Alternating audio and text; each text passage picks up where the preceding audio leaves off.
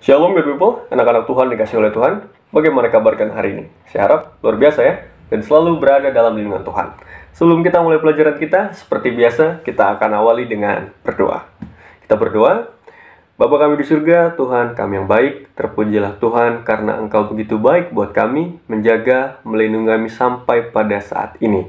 Sekarang kami akan belajar, biarlah Tuhan boleh berkati, agar kami mengerti pelajaran yang kami pelajari. Terima kasih Tuhan, kami berdoa di dalam nama Kristus Yesus, Tuhan dan Juru Selamat kami. Amin. Baik, anak-anak Tuhan dikasih oleh Tuhan, seperti yang sudah saya bilang yang lalu, bahwa pelajaran kita mengenai solidaritas belum selesai, masih bersambung. Nah, di bab 11 ini, judul pelajaran kita adalah membangun solidaritas di tengah masyarakat majemuk. Ya, membangun solidaritas di tengah masyarakat majemuk. Nah, majemuk artinya adalah ya banyak atau berbeda-beda, bukan hanya satu jenis. Ya, di Indonesia, kalian bisa lihat di layar yang akan saya tunjukkan. Kalian bisa lihat di situ bahwa ada perbedaan rumah ibadah, ya. Ada yang pergi beribadah ke gereja, yaitu Katolik dengan Protestan, ya. Ada juga yang pergi ke masjid, yaitu sahabat-sahabat kita orang Muslim. Lalu ada juga yang pergi ke pura, ya, sahabat kita orang Hindu. Kemudian ada juga yang beribadah ke wihara, yaitu sahabat-sahabat kita orang Buddha, ya. Dan juga yang beribadah ke kelenteng, yaitu Konghucu. Ya, mungkin ada lagi agama lain yang punya rumah ibadah yang saya belum sempat sebut namanya. Tapi yang jelas Indonesia punya beberapa agama yang diakui, punya perbedaan. Bukan hanya agama, di Indonesia juga banyak sekali sukunya, ya. Saya coba cari-cari. Ada yang mengatakan bahwa kita ketiga atau kedua, ya, yang memiliki budaya dan suku terbanyak, ya. Berarti sangat banyak sekali perbedaan yang muncul. Ada orang Jawa, ya, ada orang Batak, ada orang Ambon, Manado, Nias, ya, ada orang Papua, ada suku-suku lainnya yang saya tidak bisa sebutkan karena sangat banyak sekali, ya. Dan mereka juga punya budaya yang sangat indah, yang sangat menarik kalau kita lihat, ya. Di dalam kehidupan ini, saya sudah pernah bilang bahwa kita harus memiliki rasa solidaritas kepada siapapun. Nah, ada beberapa pertanyaan, ada 6 ini yang kalian bisa jawab benar atau salah, ya, dalam hati kalian masing-masing. Yang pertama, ketika terjadi banjir di lingkunganmu, tempat tinggalmu, kebetulan rumahmu tidak terkena banjir, ya. Keluargamu memutuskan untuk menolong korban banjir. Akan tetapi, yang akan ditolong hanya orang yang beragama Kristen dan sama sukunya dengan keluargamu. Apakah sikap ini benar jika dikaitkan dengan solidaritas dalam masyarakat majemuk? Ayo, benar atau salah? Ya, tentu saja salah, ya. Kalau hanya menolong agama sendiri, hanya menolong suku sendiri, itu bukan solidaritas, ya. Yang kedua, pada waktu ulangan, kebetulan teman sekelas tidak membawa alat tulis dan kamu tahu kesulitannya. Tetapi kamu pura-pura tidak mengetahuinya. Dalam hati kamu berpikir itu bukan urusanmu. Karena seharusnya semua membawa alat tulis masing-masing. Kamu tidak mau menolongnya karena dia berbeda suku denganmu. Benar atau salah? Ya, tentu saja salah, ya. Sudah tidak mau menolong lalu membedakan suku, ya. Ketika ada orang yang kesulitan, ya mungkin dia lupa untuk membawa alat tulis, atau mungkin dia tidak punya uang untuk beli alat tulis. Kita harus menolong. Yang ketiga, ketika pulang sekolah dengan teman-teman, di jalan ada seorang kakek minta tolong pada kalian untuk mengantarnya ke masjid terdekat. Teman-temanmu tidak mau menolong karena kakek itu bukan orang Kristen. Akhirnya kamu sendiri yang mengantar kakek itu karena semua temanmu meninggalkanmu. Ya, benar atau salah? Tentu saja yang kamu lakukan benar, tetapi yang dilakukan oleh teman-teman adalah salah. Ya, meskipun berbeda agama, ya tetap. Meskipun kita antar juga ke tempat ibadahnya, itu bukan sebuah masalah, itu bukan sebuah dosa. Memang kenapa? Itu menolong orang, ya. Yang dilakukan oleh kamu benar, tetapi yang dilakukan teman-temannya salah, ya. Yang keempat, di tempatmu terjadi kekacauan karena ada seorang pendatang dari daerah lain yang menyakiti penduduk setempat. Orang di lingkungan desamu mencari semua orang yang berasal dari daerah yang sama dengan orang itu untuk melakukan pembalasan. Ya, jadi ada satu orang melakukan kesalahan. Jadi dianggap semua sukunya yang sama dengan dia salah. Nah, gimana? Benar atau salah? Ya, salah juga ya. Yang salah orangnya, bukan sukunya. Yang kelima, ada beberapa teman yang mengajak kamu untuk membuat kelompok yang hanya terdiri dari remaja yang agamanya sama dan sama-sama kaya. Wah, benar atau salah ini? Ya, jelas salah lagi ya. Sudah membedakan agama, membedakan ekonomi juga dipisah-pisahkan. Ini salah ya. Yang keenam, kamu tahu bahwa temanmu yang beragama Islam tengah menjalankan puasa di bulan Ramadan, tetapi kamu makan di depannya. Ini juga salah. Nggak sopan ini namanya ya. Namanya tidak solid. Ketika teman kita, sahabat kita, orang-orang di sekitar kita sedang mengadakan puasa, ya, menjalankan ibadah puasanya, maka kita tidak boleh mengganggu mereka dengan makan di depan mereka. Itu tidak sopan, ya. Oke. Diawali dengan satu ayat yang ditulis oleh Daud dalam Mazmur pasal 31 ayat Mazmur 133 ayat 1 sampai 3. Nyanyian ziarah Daud. Sungguh alangkah baiknya dan indahnya apabila saudara-saudara diam bersama-sama dengan rukun. Seperti minyak yang baik di atas kepala meleleh ke janggut. Yang meleleh ke janggut Harun dan ke leher jubahnya. Seperti embun gunung Hermon yang turun ke atas gunung-gunung Sion. Sebab kesanalah Tuhan memerintahkan berkat kehidupan untuk selama-lamanya. Ya. Dari yang dikatakan oleh Daud mengatakan bahwa apabila kita dengan tetangga-tetangga kita hidup dengan rukun, ya sudah pasti lingkungan kita punya banyak perbedaan nih. Ada yang sukunya beda, ada yang ekonominya berbeda, ada juga yang agamanya berbeda. Dengan perbedaan yang ada, kita harus hidup rukun. Karena itu seperti berkat. Itu adalah kehidupan, ya. Karena tidak ada sesuatu yang baik yang dihasilkan dari perang. Tetapi kalau berdamai, segala sesuatu menjadi indah, menjadi berkat, menjadi kehidupan.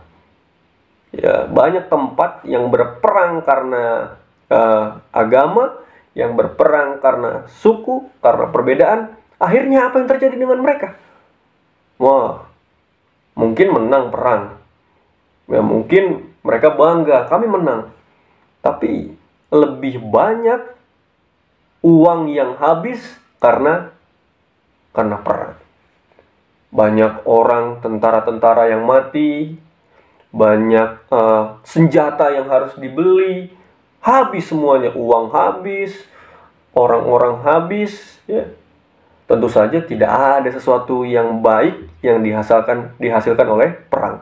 Tetapi sebaliknya, kalau hidup rukun dengan tetangga kita, dengan orang-orang yang berbeda dengan kita, maka akan mendapatkan berkat, akan mendapatkan kehidupan. Ya, harus punya jiwa solidaritas. Yesus katakan dalam Matius 22 ayat yang ke-37 sampai 39. Nah, tadi ayat pertama silakan dicatat, Mazmur 133 ayat 1 sampai 3. Sekarang catat lagi Matius 22 ya, ayat 37 sampai 39 ya. Matius 22 ayat 37 sampai 39. Jawab Yesus kepadanya, "Kasihilah Tuhan Allahmu dengan segenap hatimu dan dengan segenap jiwamu dan dengan segenap akal budimu. Itulah hukum yang terutama dan yang pertama. Dan hukum yang kedua yang sama dengan itu ialah kasihilah sesamamu manusia seperti dirimu sendiri." Nah, pertanyaannya, mana yang lebih penting? Mengasihi Tuhan atau mengasihi manusia? Ya, mana yang lebih penting? Mengasihi Tuhan atau mengasihi manusia? Sesama manusia. Tentu saja bukan salah satu yang lebih penting. Dua-duanya penting. Kenapa? Karena Yesus katakan ya dalam ayat yang ke-38. Ayat yang ke-39. Yang kedua, yang sama ya. Sama dengan itu ialah kasihilah sesamamu manusia seperti dirimu sendiri. Sama. Nah, bukan mirip ya, tapi sama. Jadi ketika kita mengasihi Tuhan, kita harus bersama-sama mengasihi manusia. Mirip dengan koin ya. Koin itu kan ada dua bagian ya. Ada dua bagian, dua-duanya penting. Harus seimbang. Dan bahkan kalau kita bilang saya mengasihi Tuhan, bagaimana membuktikannya? Kamu mengasihi Tuhan. Hanya dirimu sendirilah yang bisa menilai apakah kamu mengasihi Tuhan. Tetapi orang akan percaya kamu mengasihi Tuhan kalau kamu juga mengasihi manusia. Ya, solid dengan orang lain. Ketika kita mengasihi manusia, berbuat baik dengan manusia, itu membuktikan kalau kita mengasihi Tuhan. Ya. Itulah caranya membuktikan kalau kita mengasihi Tuhan. Kita bisa bilang, "Oh, saya mengasihi Tuhan." Apa buktinya? Buktinya adalah mengasihi sesama manusia. Kenapa? Karena Tuhan tidak kelihatan, manusia kelihatan. Kita mengasihi Tuhan dengan berbuat baik kepada manusia. Oleh karena itu, kalau kita bilang kita mengasihi Tuhan, maka kita harus mengasihi manusia. Harus punya jiwa solidaritas. Ya. Nah, ya seperti yang saya sudah bilang tadi, bahwa sering sekali banyak peperangan yang terjadi dengan alasan. Ya, ini hanya alasan sebenarnya, alasan perbedaan agama. Ya, meskipun sebenarnya ini dibuat oleh orang-orang yang belum tentu setia dengan agamanya, belum tentu menyayangi Tuhannya. Kalau dia menyayangi Tuhan, maka tidak akan berperang. Nah, ada satu cerita yang terjadi di Filipina. Ini sebuah kisah nyata dari seorang biarawati, ya. Berarti dia adalah seorang suster ya di Katolik. Lalu suatu hari dia disandra oleh MILF yang beraliran Muslim ya, Islam.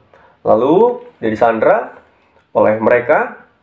Tapi ketika dia disandra, ada seorang seorang perempuan Muslim yang melayani dia, yang menjaga, melindungi, ya, pokoknya merawat biarawati ini. Jadi baik kan? Lalu suatu hari akhirnya lepaslah dia dari sandraan MELF ini, ya. Dia lepas, lalu pemerintah berhasil tangkap MELF ini, tangkap semuanya. Ketika ditangkap, ya ditangkap juga perempuan muslim tadi. Dan suster tadi mengingat, dia dulu dibantu, ditolong oleh seorang muslim. Wah, akhirnya dia minta tolong kepada pemerintah untuk lepaskan perempuan muslim ini karena dia baik. Agak sulit memang awalnya, tapi akhirnya berhasil dibujuk dengan syarat nanti setiap minggu harus dilapor bagaimana perkembangannya, jangan sampai kabur, ya. Oke, setuju. Akhirnya dibawalah perempuan muslim ini. Ya, dibawa ke biara. Lalu karena nggak ada kamar, ya jadi mereka sekamar tidur, ya. Tidurlah di kamarnya biarawati ini, di kamar suster ini. Mereka tidur berdua. Lalu besok paginya bangun. Setelah bangun, biarawati ya, biasa ngobrol-ngobrol, tanya-tanya, bagaimana tidurnya tadi malam, enak? Bisa tidur dengan nyenyak? Lalu perempuan muslim ini jawab dengan jujur, dengan terus terang, saya tidak dapat tidur. Ya. Kenapa? Karena saya merasa takut suster akan membalas dendam dan membunuh saya dengan diam-diam. Waduh, ya, begitu katanya. Lalu dijawab oleh suster ini. Dia juga bilang begini, sejujurnya saya juga tidak dapat tidur semalam. Ditanya, kenapa? Sama sepertimu, saya juga takut dibunuh olehmu. Jadi ada perasaan takut yang muncul dari dalam diri suster dan perempuan muslim ini. Padahal mereka sudah berteman, kan? Sudah saling menolong satu dengan yang lainnya. Tapi alam bawah sadar mereka ada tertanam ketakutan kepada orang yang berbeda dengan mereka.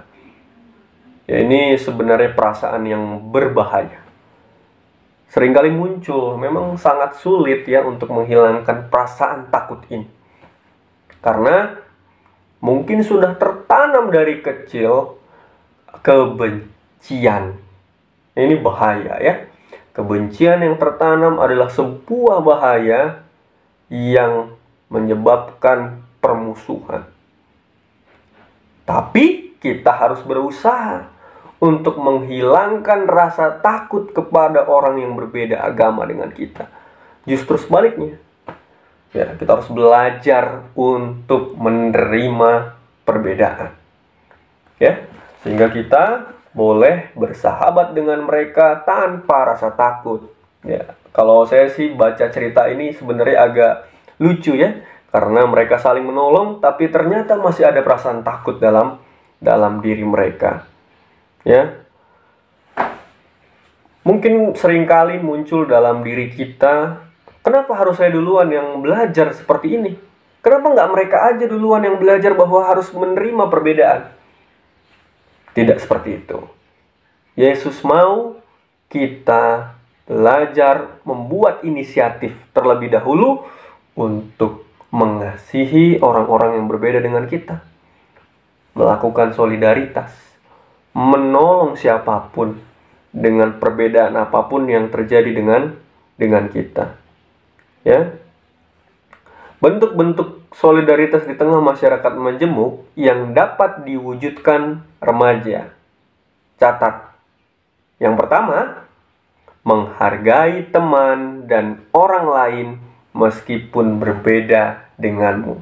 Ya, sudah dicatat. Kedua, menghargai penganut agama lain dan semua aturan agamanya termasuk ibadahnya. Yang ketiga, berteman dengan seseorang tanpa memandang perbedaan yang ada. Yang keempat, dapat bekerja sama dan menolong teman dan sesama tanpa memandang perbedaan agama, suku, dan status sosial. Status sosial itu berarti kaya dan miskin. Ya. Di pelajaran ini kita sudah melihat ya bahwa Indonesia ini punya banyak latar belakang, agama, suku, budaya, status sosial. Semuanya pasti berbeda satu dengan yang lainnya. Ada yang sama, ada yang berbeda. Tetapi dengan perbedaan yang ada, bukan jadi alasan untuk berhenti berbuat baik, melakukan solidaritas. Karena Yesus tidak pernah memandang orang ketika menolong orang lain. Karena kita ingin menjadi seperti Yesus, maka kita harus belajar untuk menolong orang lain tanpa memandang siapa dia. Atau mungkin memandang bulu ya. Jangan pandang bulu. Itulah pelajaran kita hari ini, pelajaran yang sangat berharga yang harus kita praktekkan. Ya. Oleh karena itu, demikianlah pelajaran kita hari ini. Kita akan tutup dengan berdoa. Kita berdoa. Bapa kami di surga, Tuhan kami yang baik, terpujilah Tuhan karena Engkau begitu baik buat kami. Mengajari kami bahwa kami harus memiliki rasa solidaritas kepada siapapun, termasuk kepada orang yang berbeda latar belakangnya dengan kami. Karena Yesus berbuat baik kepada siapapun. Terima kasih Tuhan karena Engkau begitu baik kepada kami, yang akan memberikan kesehatan kepada kami. Kami berdoa di dalam nama Kristus Yesus, Tuhan dan Juru Selamat kami. Amin. Baik, sampai di sini pelajaran kita. Catat dan kirimkan ke Google Classroom. Terima kasih, Tuhan Yesus memberkati.